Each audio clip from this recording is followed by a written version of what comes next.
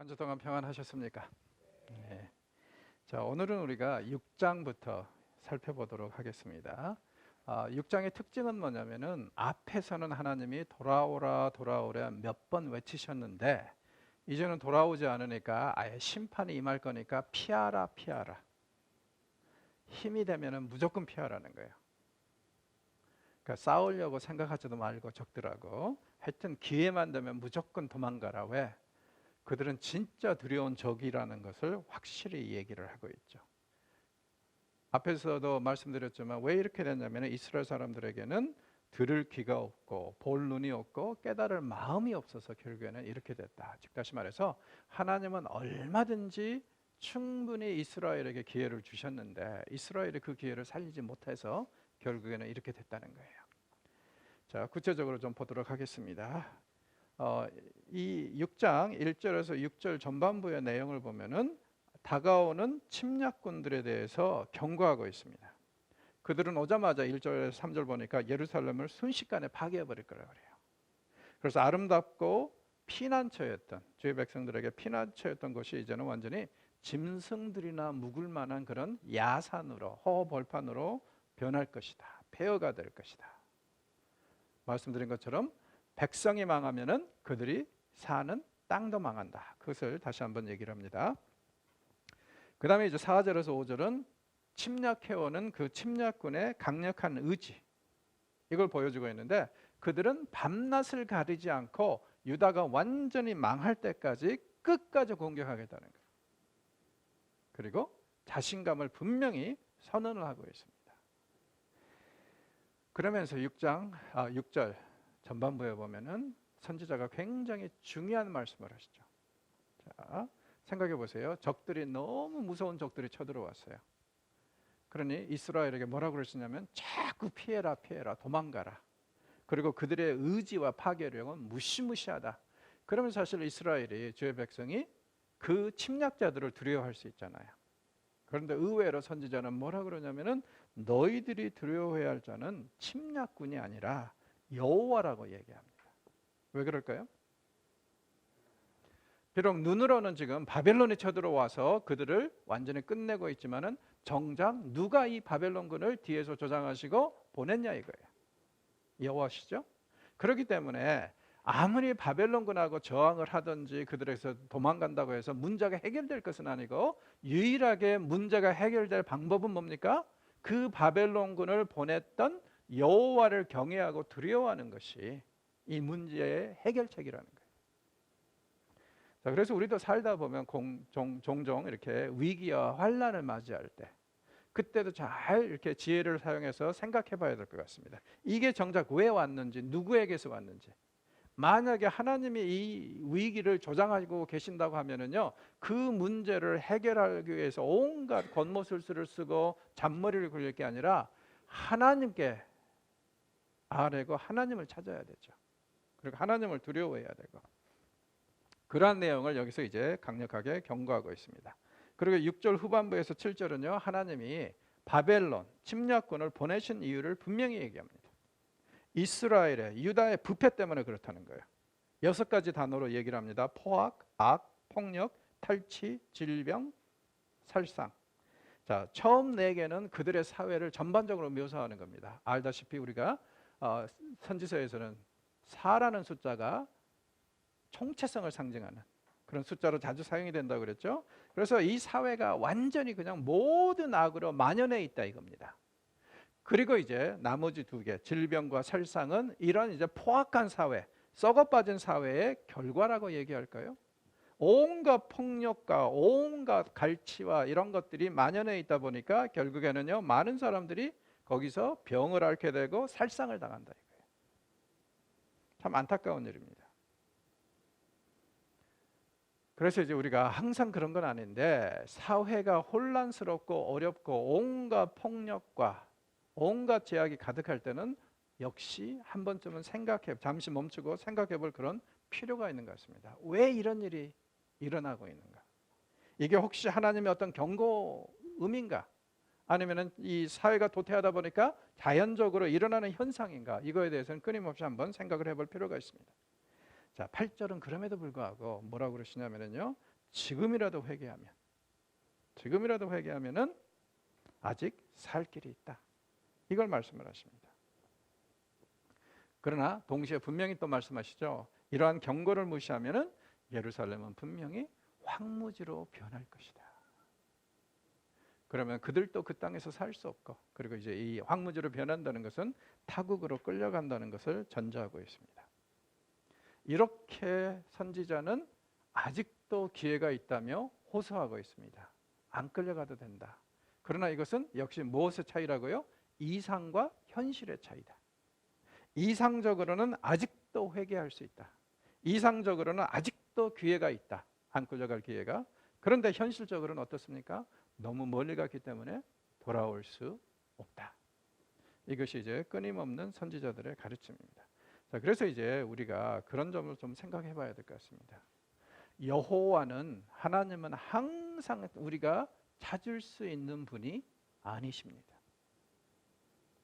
하나님은 찾을만 할 때 찾아야 하는 분입니다. 그래서 선지자들은 하나님을 찾을만 할 때 찾으라는 말을 종종 하죠. 왜? 물론 이론적으로 말하면 언제든지 죄인이 회개하면 하나님은 받아주실 겁니다. 문제는 뭐냐면요, 어느 순간을 지나면은 이제는 죄인이 회개할 느낌도, 의무도, 생각도 가지지 못하게 되고, 그리고 이제 호세아서의 이 비유를 빌리자면은 너희들이 이제는 여호와를 찾아야겠다고 생각할 때 이미 여호와가 성전을 떠나셨다면 하면서 뭐라 그러냐면은 너희들이 소떼를 몰고 오고 양떼를 몰고 와도 하나님은 못 만날 거라 그래요. 무슨 뜻입니까? 세상에서 아무리 큰 재물을 가지고 와서 하나님께 용서를 구하고 하나님을 뵈려고 해도 이미 하나님이 그 성전을 떠나고 나면은 못 만난다 이거예요. 하나님은 찾을만 할 때 찾아야 하는 그런 분이십니다. 항상 우리가 찾을 수 있는 분은 아닌 것 같습니다. 그렇죠? 자, 피하라. 무지무지하게 무서운 전쟁이 오니까 피하라. 이 메시지를 들으면 저는 항상 이 사진이 생각이 납니다. 기억나십니까? 월남전이 끝나갈 무렵에 어떤 종군 기자가 이 사진으로 풀리처 상을 받은 적이 있죠.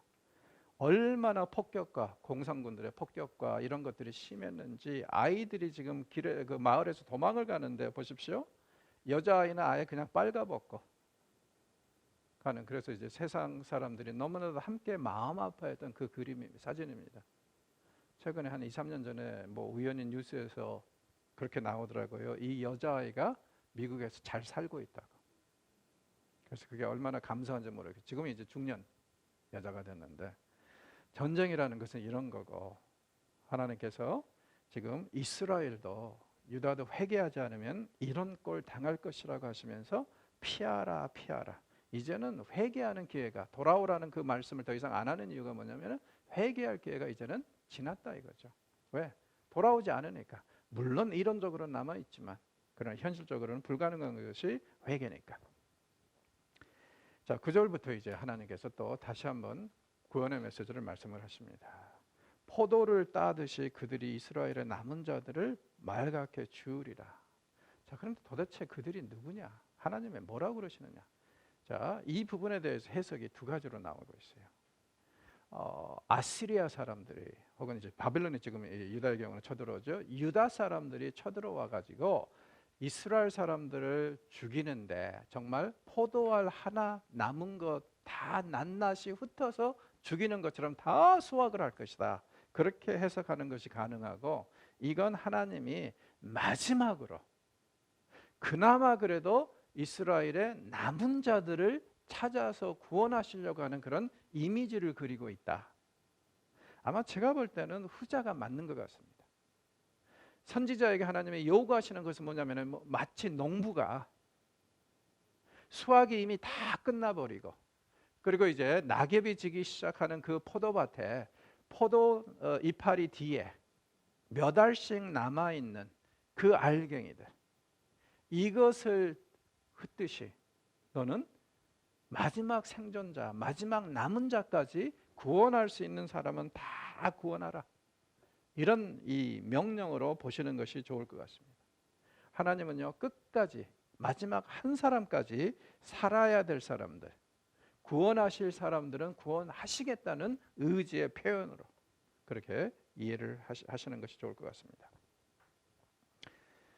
자, 이 말씀을 읽으면서도 우리는 역시 그런 생각을 해봐야 됩니다. 다 훑고 남는 게 없어요. 우리는 과연 하나님의 심판에 임하면은 없어질 것들을 위해서 지금 열심히 노력하고 있는 건지, 아니면은 영원히 남을 것들을 위해서 노력하고 있는 건지 한번 생각을 해볼 필요는 있는 것 같습니다. 자, 그리고 이제 13절 후반부에서 15절은요, 선지자와 제사장들을 맹렬하게 비난을 하죠. 구체성이 없으면서요, 그냥 종교 지도자들을 아주 강력하게 비난하고 있어요. 그러니까 이제 오늘날로 말하면 목사와 장로와 전도사들을 싸잡아서 야단을 치고 계신다. 왜 그러겠어요? 항상 그 그룹이, 백성이 잘못될 때는 지도자들의 책임이 가장 크다는 얘기 아니겠습니까? 오죽하면은 야고보가 뭐라 그럽니까? 함부로 선생 되려고 하지 말라고 그랬잖아요. 왜냐하면 우리에게 요구되는 것이 훨씬 더 두려운 심판이니까. 그만큼 리더십에 있어서 신중하고, 특별히 종교적인 리더가 될 때는 진짜 신중하라는 얘기 아니겠습니까? 왜요? 종교인은 사회의 최종 양심과 평가의 기준이 되어야 되기 때문에 그렇습니다. 말씀드린 것처럼 종교가 썩으면 사회가 썩게 돼 있어요. 그리고 종교인들이 썩으면은 사회 윤리와 도덕이 다 타락하게 돼 있습니다. 그래서 종교인들은 사회의 최종 양심과 평가 기준이 되어야 됩니다. 이런 차원에서 우리는 꾸준히 우리 자신을 성찰하고 되돌아볼 필요가 있습니다. 나는 정말 의로운 삶을 계속 살고 있는가? 나는 정말 하나님이 이 세상을 심판하실 때 기준으로 삼으실 만한 그런 삶을 살고 있는가? 왜냐하면 우리는 하나님의 소망이고 우리가 바로 세상을 평가하는 기준이 될 것이기 때문에 그렇습니다. 자, 이미지가 이런 겁니다. 추수가 다 끝난 포도밭에서 잎새에 가려져서 잘 보잘것없고 그 다음에 상품성이 없는, 그래서 이제 구약에서 보면은 이런 것들은 짐승이나 먹고, 혹은 가난한 자들, 포도원이 없는 자들이나 이런 거 수확을 해가다가 조금 먹으라고 남긴 그 포도를 하나하나 나닷을 찾아서 따는 그 심정으로 마지막 사람까지 구원할 만한 사람은 구원하라. 참 이 생각해 보면은 감사하죠. 한 사람 한 사람을 그렇게 소중하게 여기셔서 끝까지 포기하지 않고 구원하실 자들은 구원하시는 하나님. 그런 하나님이 우리 하나님이십니다. 그래서 어떠한 환란이 오고 어려움이 와도 절망할 필요는 없습니다. 성경에 가면 그런 것 같아요. 주의 백성은 망해도 의인은 망하지 않는다. 하나님이 그들을 보존하실 것이기 때문에. 자, 이렇게 은혜의 말씀을 주시는데도 이스라엘은 돌아오지 않습니다. 그러면서 계속 고집을 피워요. 16절에서 19절을 보면은요, 생명으로 나오라고 하나님이 권유하십니다. 16절에 보면은 선한 길을 알아보고 행하라고 그러죠. 자, 선한 길을 여기서 또 뭐라고 그러냐면 옛길이라고 그럽니다. 무슨 뜻입니까? 하나님께서 주의 백성에게 요구하시는 것은 결코 새로운 것이 아니라는 거예요. 이미 선지자들과 모세의 율법을 통해서 주실 것은 다 주셨다는 겁니다. 그러니 새로운 것을 추구할 필요도 없고 옛길로 돌아가라고 하면서 이게 바로 살 길이라고 합니다. 여러분, 이단들의 특징이 뭡니까? 대부분의 경우에 성경 플러스 알파죠. 자기네들은 그동안에 2000년 동안 교회가 깨닫지 못했던 새로운 진리가 있다고 주장합니다. 많은 경우에. 혹은 성경만 인용하는 사람들도 보면 성경을 완전히 2000년 동안 우리가 해왔던, 해석해왔던 방식하고 전혀 다른 이상하고 회개망측한 방식으로 성경을 꼬아요. 그러면서 그들은 이것이 새로운 진리라고 합니다. 여기를 다시 보십시오. 우리가 추구해야 될 것은 새로운 진리가 아니라 옛 것입니다. 하나님은 이미 우리에게 필요한 영적인 양식으로 우리의 삶에 필요한 모든 것들은 다 주셨다는 거예요. 그리고 한번 논리적으로 생각해 보십시다. 이미 주신 것도 순종하고 준수하면서 살기가 힘들어 죽겠는데 뭘 그렇게 어떤 사람들은 새로운 진리를 찾아 나서는지 모르겠어요. 그렇죠? 이해가 안 가요. 옛길 되돌아보라 이거예요. 새로운 진리가 아니니까. 자, 그리고 거기에 이제 가는 길에 대해서 이렇게 말씀하시죠. 거기 그 길, 옛길 그것에 대해서 말씀하시면 서라, 보라, 물으라, 행하라. 네 개의 동사로 역시 그러니까 총체성을 얘기를 한다고 그랬죠. 강조를 하면서 그 길을 가라. 지금 가는 길 말고 옛길로 돌아가라. 이걸 이제 명령을 하십니다. 문제는 뭡니까? 백성들이 안 가겠다고 버틴 거예요. 다른 길은 다 가겠는데 그 길은 안 가겠다. 자, 그래서 이제 하나님이 그들이 스스로 안 가니까 17절에 보니까요. 선지자들을 보내서 그 옛길로 가는 방식을 가르쳐 주셨어요. 그런데 어떻게 합니까? 백성들은 그들의 말을 듣지 않겠다고 스스로 선언하면서 안 갑니다. 자, 17절에서 19절의 그 핵심 내용은 뭐냐면은 듣다, 듣지 않다 이거예요. 다시 말해서 이스라엘의 가장 기본적인 문제는 말씀의 부재. 어떻게 해요? 하나님의 말씀을 듣지 않아서, 순종하지 않아서. 결국엔 그래서 20에서 21절을 보면은 죽음으로 가는 유다의 모습을 그리고 있습니다. 16절에서 19절은요 분명히 살 길로 옛길로 가라고 그랬는데 이들은요 스스로 그것을 거부하고 그리고 하나님은 충분히 그 기회를 주셨는데 스스로 죽음의 길을 가고 있습니다. 왜 하나님이 그들의 삶에 대해서 그들의 종교에 대해서 이렇게 평가를 하시죠? 20절을 잘 보십시오. 20절에 보면은 그 사람들 종교 생활을 그들의 율법의 요구 사항들을 이런 식으로 정의를 하죠. 제때 예배드리고 헌금하면은 만사 띵호와. 즉 다시 말해서 종교 예식과 재물에 중점을 둔 그런 삶을 살고 있다는 거예요. 이미 말씀드린 것처럼 정말 선지자들에게 가장 위험한 생각 중에 하나가 뭐냐면은 신앙을 종교적인 행위들로 정의하는 겁니다. 재물을 많이 드리고 기도를 많이 했다, 예배에 많이 참석했다. 이것이 본인들의 의가 될 때 이것은 정말 그들을 굉장한 위험에 빠뜨릴 수 있는 그런 행위라는 겁니다. 이스라엘이 지금 하나님께 예배 안 드리는 건 아니에요. 드리고 있습니다. 헌금 안 하는 거 아닙니다. 헌금하고 있어요. 절기 때 그 외 등등 예배에 참석하고 있습니다. 그런데 그거 가지고는 안 된다는 거죠. 왜?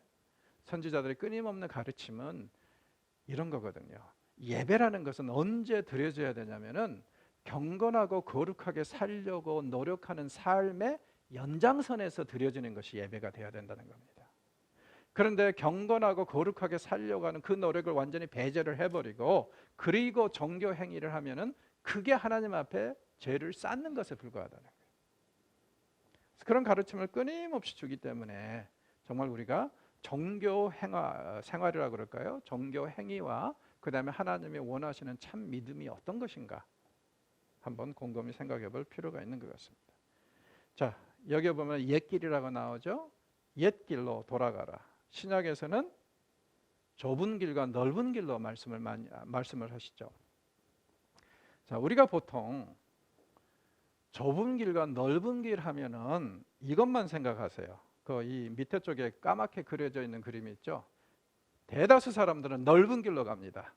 그래도 혼자 좁은 길로 가는 거, 이 이미지만 많이 생각을 하는데 여러분 이 다른 그림도 한번 생각을 해보시죠. 좁은 길이라는 게 뭐냐면요, 내가 가지고 있는 모든 것을 가지고는 들어갈 수 없는 길. 그래서 여기 보십시오. 지금 이 사람이 아주 굉장히 괜찮은 차 타고 이제 들어왔는데 문제는 뭐예요? 차를 끌고 들어가기에는 길이 좁아. 자, 그러면 이 문 쪽을 폭발을 하든지 아니면은 차를 버리고 들어가야 되는데 저는 이 개념을 우리가 너무 놓치는 것 같아요. 하나님께 나아가는 길에 있어서 대다수들이 추구하는 넓은 길, 그걸 버리고 홀로 가는 좁은 길, 그 의미도 있지만은 더 중요한 개념 중에 하나는 아마 이런 거 아닐까요? 내가 가지고 있는 모든 것을 가지고는 갈 수 없는 길. 그래서 주님을 위해서 하나하나 내려놓고 버리고 그래야만이 갈 수 있는 길. 그게 좁은 길이라고 저는 생각을 합니다. 우리 모두가 정말 하나님께서 이게 살 길이라고 제시하신 그 좁은 길로 갈 수 있었으면 참 좋겠습니다. 그리고 그렇게 하기 위해서는요, 정말 남들이 선택하지 않는 그 길을 가야 되겠지만 더 나아가서 내가 지금 가지고 있는 많은 것들을 내려놔야만이 갈 수 있는 그 길, 그 선택을 하는 것이 올바른 그런 선택이 될 것 같습니다. 자, 22절에서 26절은 이 침략군, 그러니까 바벨론군들에 대한 공포를 다시 한번 강조를 합니다. 그들의 위력을 이제 22, 23절에서 얘기하고 있는데 진짜 무서운 군대라는 거예요. 그리고 이제 고대 군동의 역사를 보면은 사실은요, 아시리아와 바벨론 군대의 잔인성에 대해서는 굉장히 유명하게 남아 있습니다. 더욱이 이제 아시리아 사람들은 진짜 잔인했다고 그래요. 그래가지고 기록에 보면은요, 진짜 많은 이 만행들이 남아 있는데 어떤 때는요, 뭐 도시를 하나 정복을 하면 남자들을 다 목을 따가지고 수천 명의 그 이 해골들이 한꺼번에, 몸뚱이는 없는 해골들이 한꺼번에 발굴이 되는 경우도 있고, 심지어는 이런 얘기까지 있습니다. 아시리아 사람들은요, 사람 가죽을 벗겼어요. 산 사람 가죽. 이렇게 얼마나 고통스럽고 그러겠어요. 하여튼 이렇게 굉장한 잔인성과 만행을 이로 유명한 아시리아 사람들인데, 바벨론 사람들은 그 정도는 아니었지만 그럼에도 불구하고 무지무지하게 무시무시하고 잔인한 사람들이었습니다. 그래서 이제 22절에서 23절은요, 그들의 그런 잔인성을 강조를 하고 있고요. 그러므로 이런 잔인한 족속들에게 당하는 이스라엘, 유다가 얼마나 두렵겠어요. 그래서 24절에서 26절은 바들바들 두려움에 떠는 유다의 모습을 그리고 있습니다. 실제로 적들이 쳐들어온다, 그리고 그들이 바벨론이다 하니까 어때요? 싸울 생각도 못하고 바들바들 떱니다. 왜냐하면요, 그들이 원체 막강해서도 떨지만 더 두려운 건 뭡니까? 잔인하기 때문에 떨어요. 그냥 나라를 정복하고 그냥 서민들, 백성들은 살게 하면 괜찮은데 그게 아닐 거라는 걸 알거든요. 그런데 그들을 더 두렵게 하는 게 뭡니까? 하나님이 이 군대를 보내셨다는 거예요. 자기 백성을 심판하라고. 그러면 어느덧 이스라엘에게 하나님은, 여호와는 적이 되셨나요? 원수가 되셨어요. 맞죠? 성경을 잘 보십시오. 우리가 올바른 신앙생활을 못하면 하나님은 언제든지 우리의 원수가 되실 수 있다고 경고합니다. 우리를 잡는 걸림돌이 될 수 있다고 분명히 경고합니다. 그래서 이제 결국에는 보니까 이스라엘이, 유다가 유일하게 할 수 있는 일이 뭡니까? 베옷을 입고 통곡하는 것밖에 없어요. 무슨 뜻입니까? 엄청나게 많은 살상에 있을 것이고, 그리고 죽은 사람들을 슬퍼하면서 베옷을 입고 안타까워할 것이고. 자, 성경에 보면은 베옷 하니까 뭐 이렇게 우리나라에서는 그 굉장히 깔깔한 그런 삼배라고 그러나요?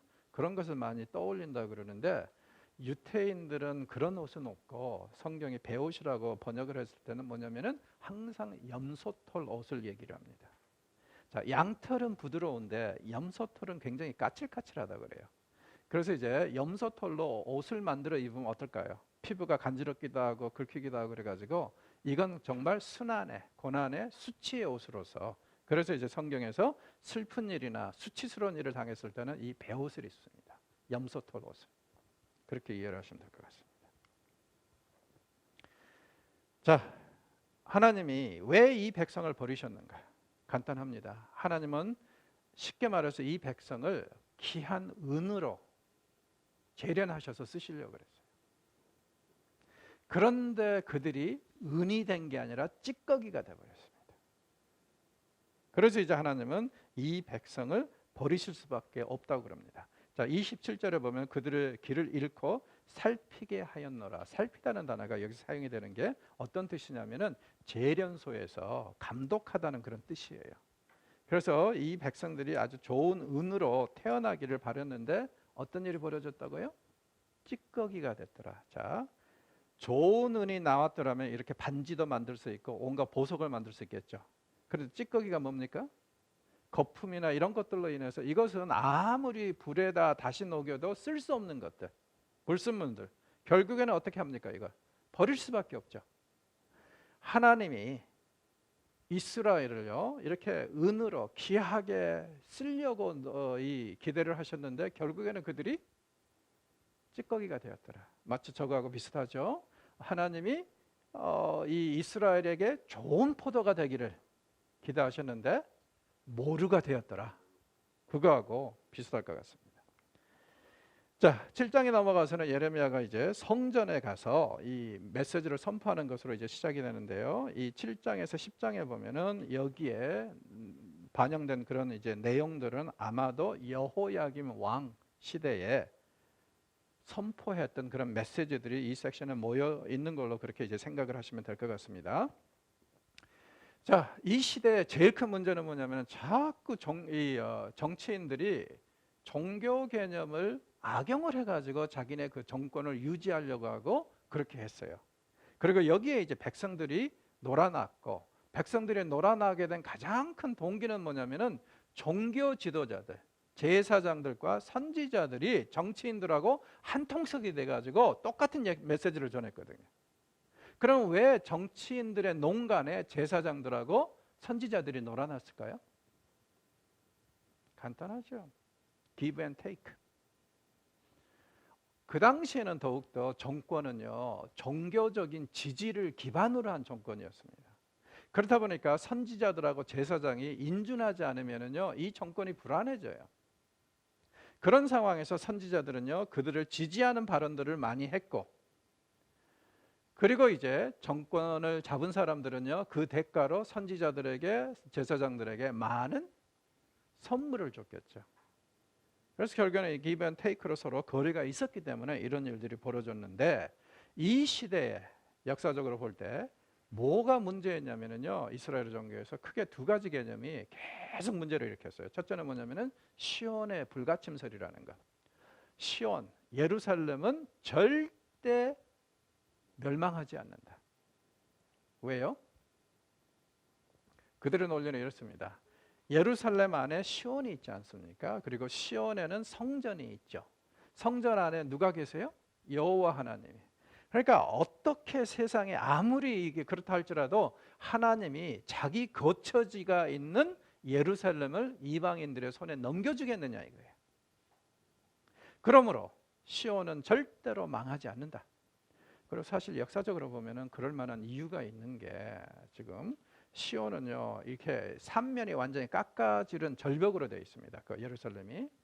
그리고 이제 남쪽에서 성으로 들어가는 통로가 굉장히 좁아요.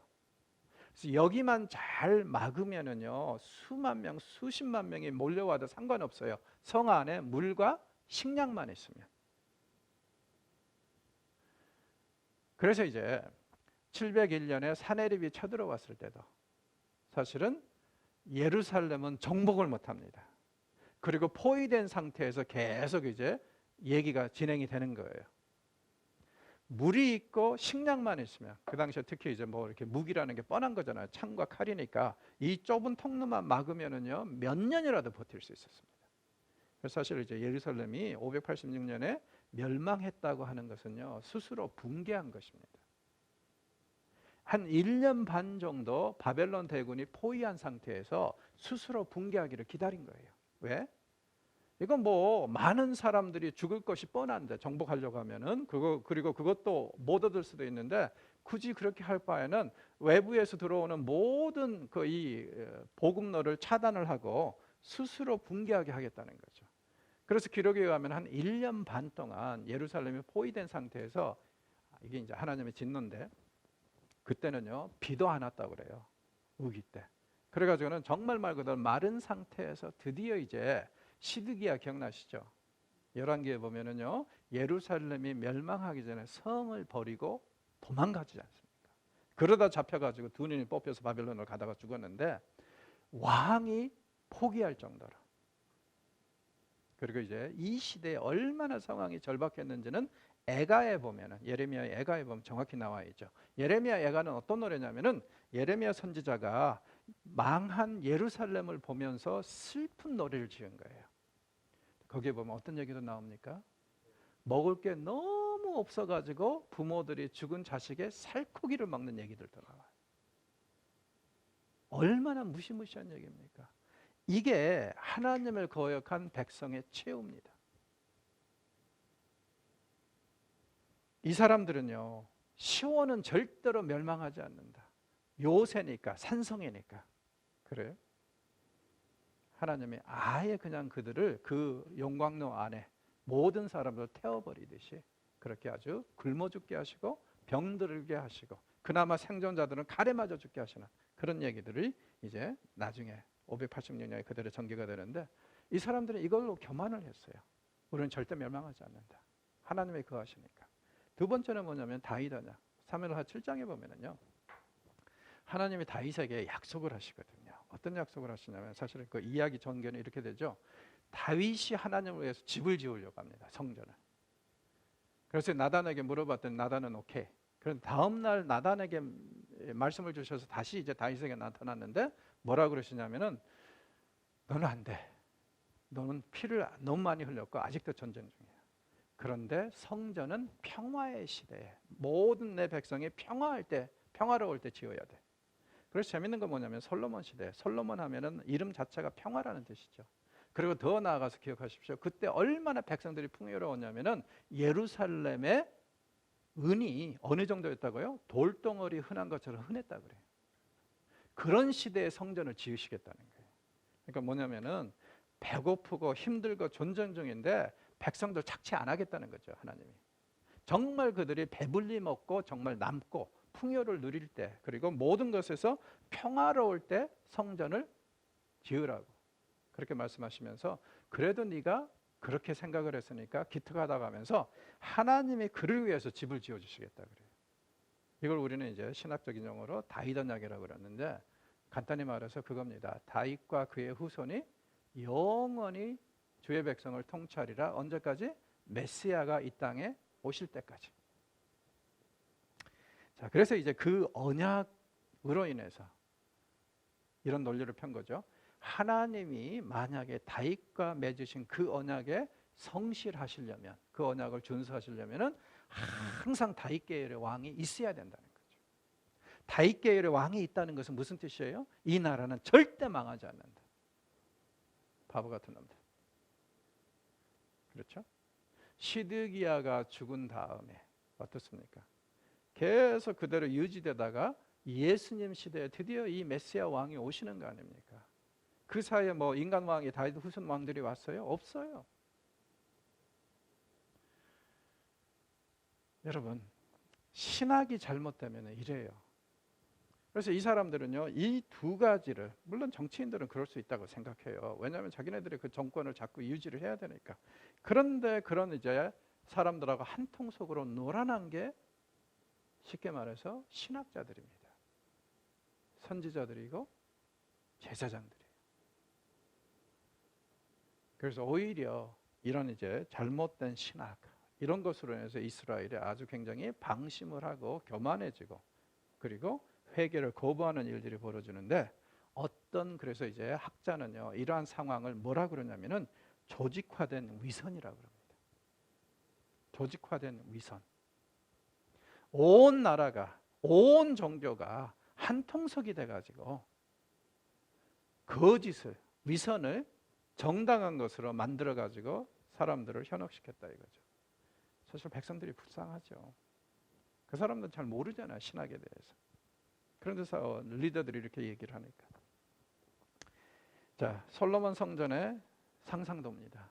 아마 이렇게 생겼을 것 같아요. 솔로몬 성전의 특징은 뭡니까? 가로 세로는 그렇게 넓지 않은데 높이가 우라질나게, 그래서 마치 가분수처럼 느껴지는 그런 느낌을 가죠. 그리고 이제 솔로몬 성전의 테마는 금입니다. 금으로 도배를 했어요.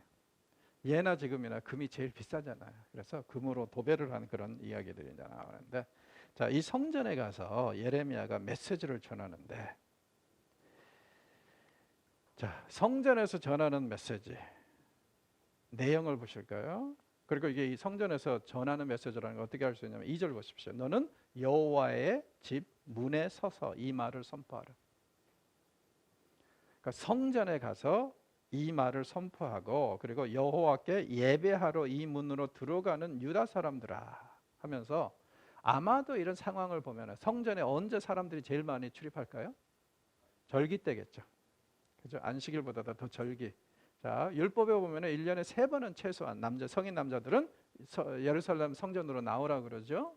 아마 그때쯤일 것 같아요. 왜냐하면 이 메시지의 효과를 가장 극대화시키려면 사람들이 제일 많을 때 그래야 될 거 아닙니까? 그래서 거기 이제 성전 곁에 서가지고 막 메시지를 외치는데, 사실 가만히 생각해 보면 오늘날 우리 상황에서는 역시 이 사람도 좀 매맞을 만한 짓을 하고 있다, 그렇게 생각할 수 있을 것 같아요. 두 번째 성전에서 메시지를 전하다가 예레미야는 잡혀가지고 뒤지게 터지거든요. 이해가 가요. 왜요? 생각해 보세요. 여러분, 주일날 교회 가는데 교회 문 옆에 서가지고 선지자라는 사람이 거기 들어가지 마라, 거기 들어가면 죽는다 하면서 이상한 메시지를 자꾸 전해. 여러분 어떻게 하시겠어요? 속으로 다 그럴 거 아니에요. 저 미친놈. 그러면서 저거 잡아다가 경찰에 신고하든지 어떻게 하라고 그러고 들어갈 거 아닙니까?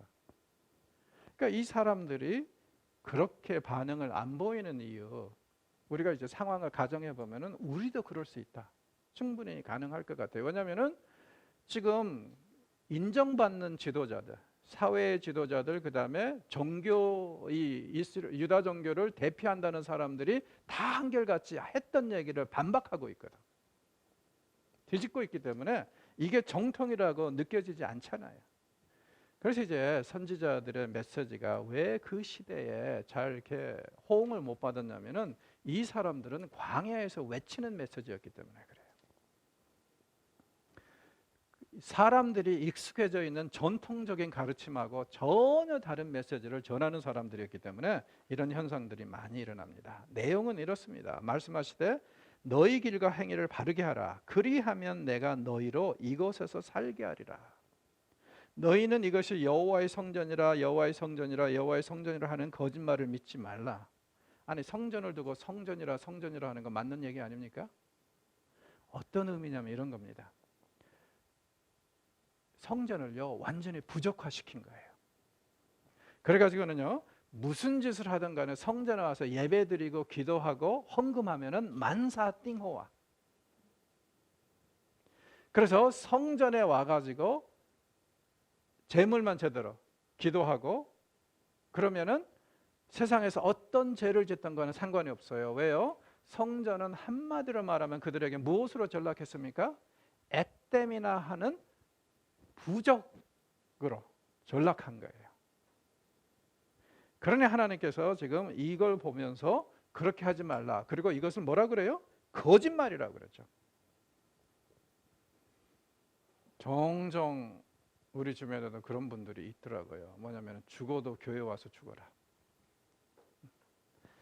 예, 열심히 신앙생활 하라는 그 열정은 알겠는데, 그러나 만약에 마치 교회가 어떤 영험한 능력을 가지고 있고 그렇기 때문에 집에서 기도하는 것보다 교회 나와서 기도해야 되고, 집에서 혼자 뭐 성경을 읽는 것보다 교회 나와서 읽어야만이 소위 말해서 약발이 더 선다고 생각을 한다면 그건 잘못된 거죠.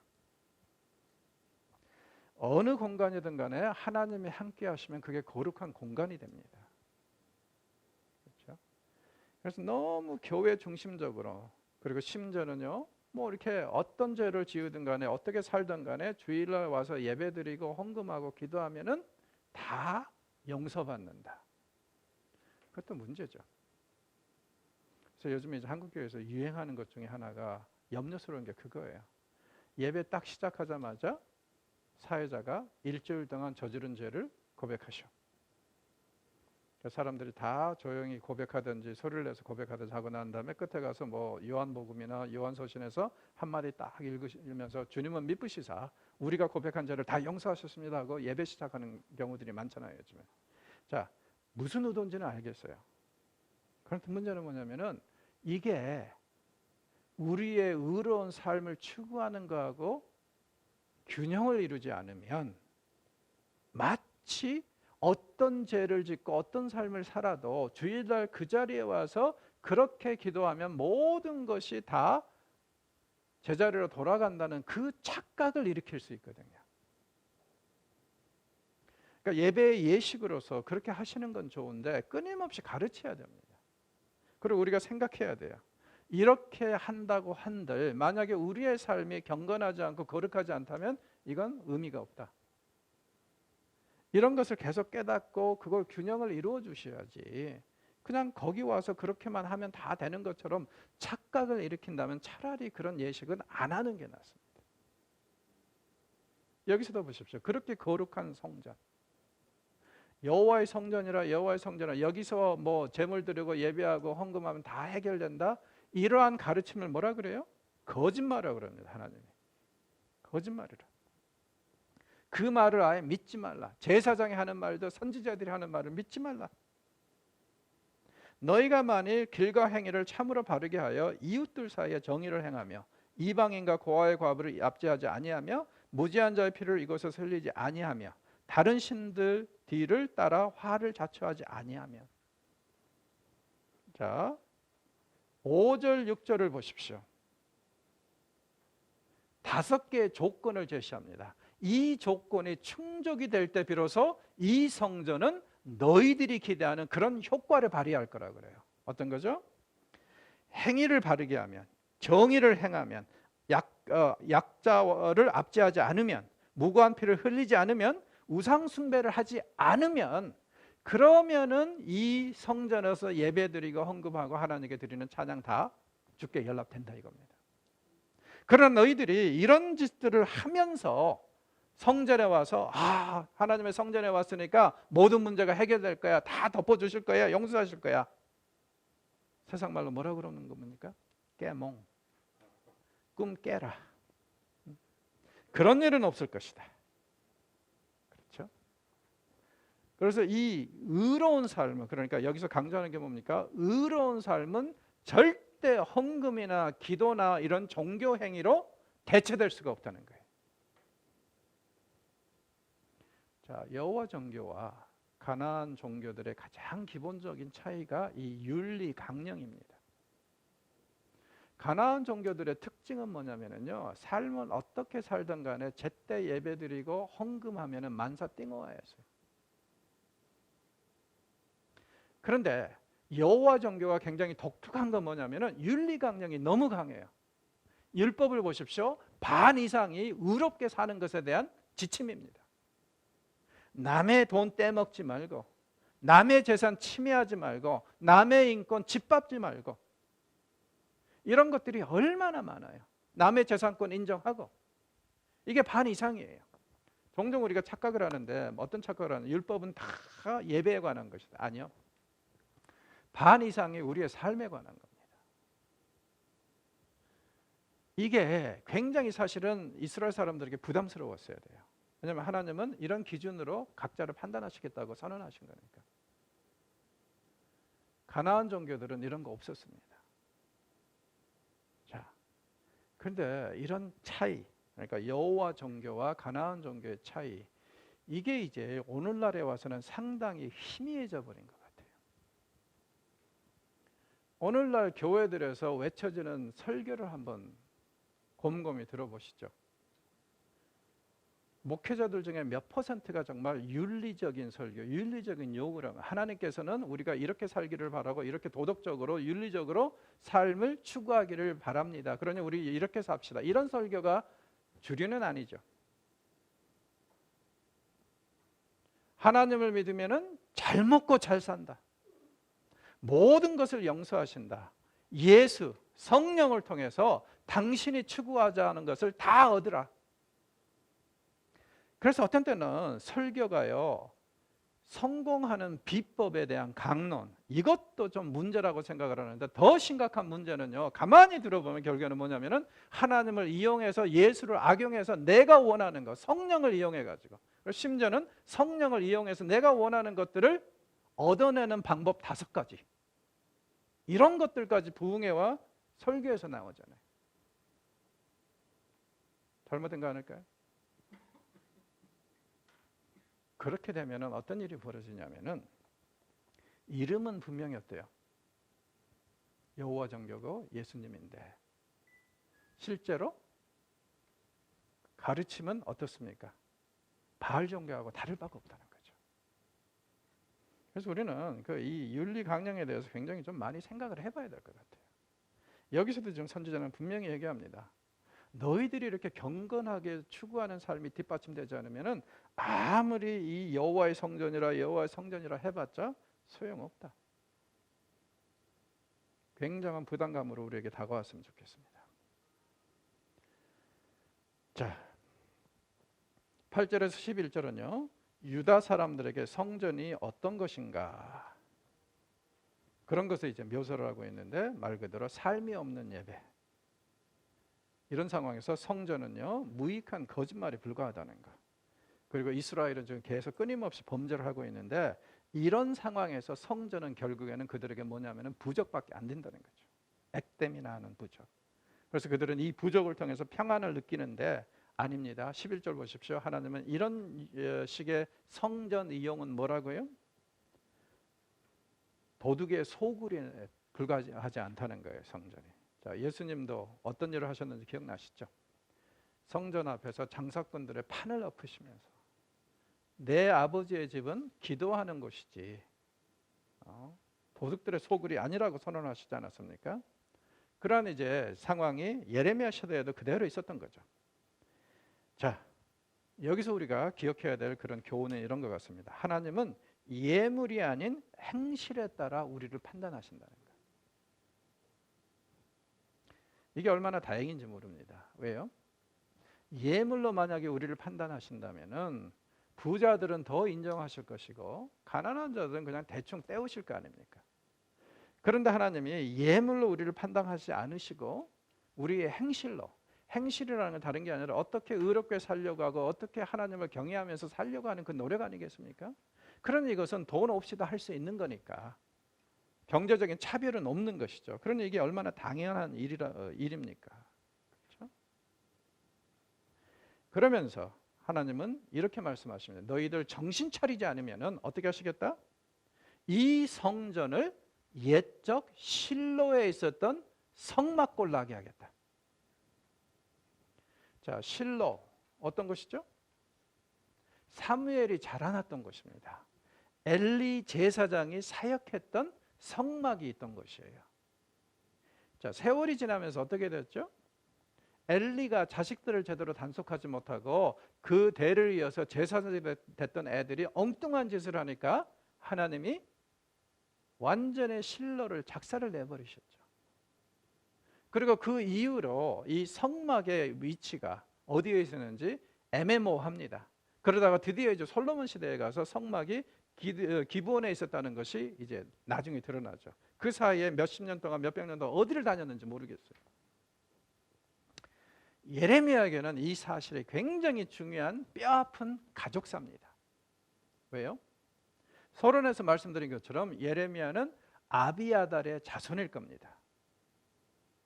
왜냐하면 그 사람이 아나돗에서 태어났다 그러는데 아비아달로 이 아비아달이 아나돗으로 추방을 당하죠. 솔로몬에 의해서. 그리고 그때부터 이 마을이 제사장의 마을로 이제 유명해졌는데 예레미야가 자기의 조상도 아버지도 제사장이라 하는 걸 보면은 아비아달의 후손이 거의 확실합니다. 그런데 이 아비아달은 누구냐면은 이 이름 모를 선지자가 엘리가 그렇게 자식들을 방종하고 제대로 키우지 못했을 때 나타나 가지고 경고를 했던 그 말씀의 실현이거든요. 너와 네 자식들 다 죽는다, 자손들. 그리고 그 죽는 상황에서 유일한 생존자가 아비아달이었죠. 예레미야는요, 예레미야서 안에서 이 실로가 그렇게 망한 이야기를 2번 합니다. 그러면서 자신의 아픈 이 가족사를 드러내면서 정신 똑바로 차리라 이거예요. 하나님이 실로도 망하게 하셨고 심지어는 어때요? 대대로 제사장이었던 자기 조상 시대도 그렇게 망하게 하셨다면은 하물며 이 예루살렘 성전 제대로 준수하지 않고 제대로 하지 않으면은 분명히 하나님이 멸망시키는 것은 당연한 일이라는 거예요. 예레미야는 것입니다. 과거를 거울 삼아서 오늘 이 순간에 경건하게 살아야 합니다. 우리가 역사를 공부하는 이유가 뭡니까? 우리 선조들이 저질렀던 죄를 범하지 않으려고, 그들이 잘했던 일들 중에서도 답습할 게 있으면 답습하려고 배우는 거 아니겠어요? 그래서 우리는 과거가 우리의 거울이 되어야 한다고 하기도 하고 하는 겁니다. 예레미야는 지금 분명히 얘기를 하고 있습니다. 옛적 오래전에 실로에서 있었던 일, 아마도 예레미야가 지금 이 말을 하고 있을 때보다 한 400년을 최소한 거슬러 올라가는 것 같습니다. 400~500년을요. 거슬러 올라가서 그때 있었던 일을 우리가 거울 삼아서 오늘 이 순간에 지금 우리 앞에 서 있는 이 예루살렘 성전 가지고 너무 자만하지 말고 또 이 예루살렘 성전을 악용하지 말자.